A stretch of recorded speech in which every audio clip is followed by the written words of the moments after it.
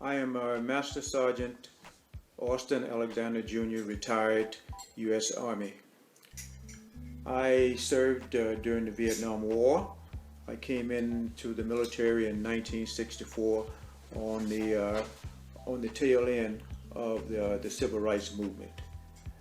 I served 20 years in the military, started out in the combat arms. In 1964, I was stationed at Fort Riley, Kansas, and it was the 1st Infantry Division. The division was slated to go to Vietnam, the whole post. And at that time, I was in the combat engineers, and I was shipped off to go to Germany instead of going with the rest of the division to Vietnam. But talking with some of the individuals who went to Vietnam in 1965 from the 1st Infantry Division, I found that they was really ill prepared when they got there. They lost quite a few men during that period of time. But I got a chance to go to Vietnam in 1968 during the 1968 Tet Offensive, which was one of the worst offensive fought during that period of time. But what I found out in Vietnam was that black soldiers was on the front line in proportionate to their white counterpart. And that was also during the Vietnam War. That was also the case across the military, especially in the U.S. Army in combat units. They were overwhelmingly more. And I think it was because of our society at that time.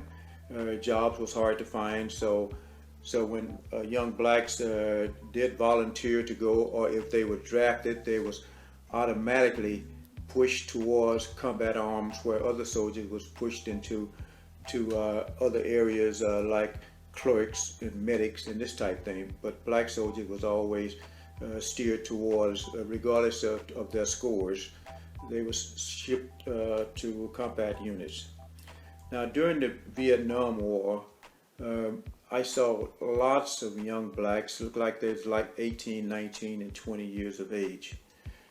And most of their leaders, sergeants, were white, even at that time. And when I went into the military, it was the same way. Most of the high-ranking non-commissioned officers, which you would know as sergeant, they were white, and we had a few blacks. But if you were a young black soldier, I had very few black non-commissioned officers or sergeants to look up and say, hey, that's what I want to be, that sergeant major or that first sergeant, because they was far and in between. So I set my goals on becoming one of the highest ranked soldiers as a non-commissioned officer and sergeant in the United States Army. And during my 20 years, I went from Private E1 to Master Sergeant E8. There's only one rank higher than that, and that's Sergeant Major. So I got a chance to see a lot of changes, especially in Vietnam. I was stationed in Da Nang. I was also stationed in a place called Chu Lai, which was the Mirakel Division. And then I was also stationed in a town called Phu Bai. That's just before you go into the Asheville Valley. And I was also stationed outside of Hue, which was the first capital of Vietnam. So I got a chance to see a lot of what was going on. And as I would go down the road, going from one place to another, looking at the infantry units, I was in combat arms, but I was an engineer. My primary job was putting in minefields, taking out minefields, removing mines from roads, roadways, and trails and stuff like this, and building highways. But what I saw when I would go out, I would see lots of young blacks on the back of trucks or walking down trails, and it was always it's like they were sometimes very angry, because I would talk to young blacks. By being a sergeant, I would talk to young blacks, and they was angry about what was going on in Vietnam, how they were treated. A lot of time they was discriminated against by the Vietnamese people. And where they get that from? They always would say they got it from the fellow soldiers that they were in the foxhole dying and fighting with. So that hurt that young black soldier a lot. So that caused disciplinary problems. And by and large, the disciplinary problem was probably higher amongst blacks, getting busted from one rank to the next, or getting discharges. If you look at that, you'll find that there was a disproportionate were blacks who were getting discharged, or who was getting disciplinary action under Uniform Code of Military Justice. And that's, in some instances, that's still the case today. And Vietnam was a very hard and trying time for young black soldiers. And as a non-commissioned officer and being black, they would often look at you as part of the establishment, that you were not a part of them, that you was part of the establishment. So you had to deal with that when you were trying to talk to young black soldiers about what they should be doing and what they should not be doing. So justice came slow, and justice is still slow in the military for young blacks.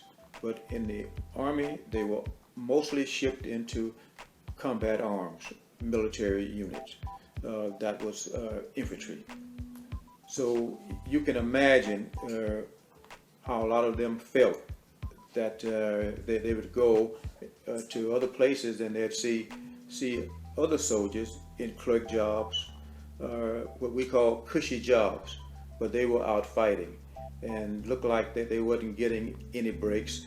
Promotions was far and in between for the young blacks, because a lot of time people thought that they had an attitude, a bad attitude, and that hurt the young black soldiers in Vietnam, even up to through the 80s. So I think that the young black soldier in Vietnam did one heck of a job.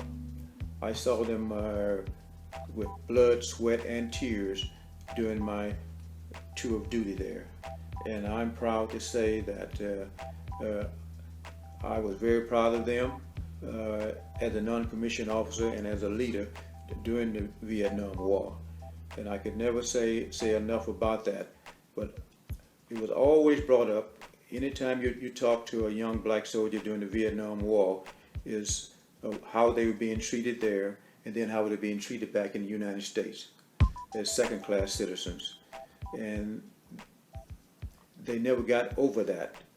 And I would imagine even today, if you would take a poll, you'd find that some black soldiers still feel that they are not being promoted in a timely manner. They're not getting the schooling that their counterpart get as easily. So that's still a problem. That there was still racism existed in the military during the 60s, during the Vietnam War, during the 70s, during the 80s. I know that for a fact because I worked in race relations. I handled discrimination complaints for 14 and a half years in the military as a non-commissioned officer and as a black non-commissioned officer, which is sergeant. So at some later date, we're going to talk more about and more in depth about the young black soldier and his role in Vietnam and how he contributed and was less talked about in a positive way, but very popular being talked about in a negative way. Thank you.